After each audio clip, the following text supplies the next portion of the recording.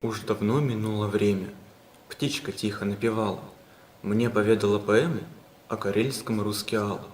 Алапеус, славный пастор, лютеранский проповедник, к минералам был пристрастен и каньон открыл на медне. Камни здесь, как снега комья, белизны сияет пламя, скалы в небо тычут копья, а в стенах таится мрамор. Алапеус, пастор славный, горсть камней кидает в ящик, отбывает в город главный, у седой Невы стоящий. В императорской столице, в Петербурге благородном, сообщает важным лицам о находке превосходной.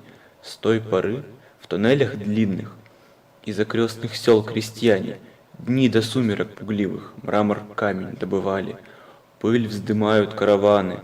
Из-под вод коней груженных в Петербург приют тумана, мрамор возится точеный, грациозен камень статный, с нотой серого вкрапления, во дворцах, соборах знатных дарит всем он восхищение.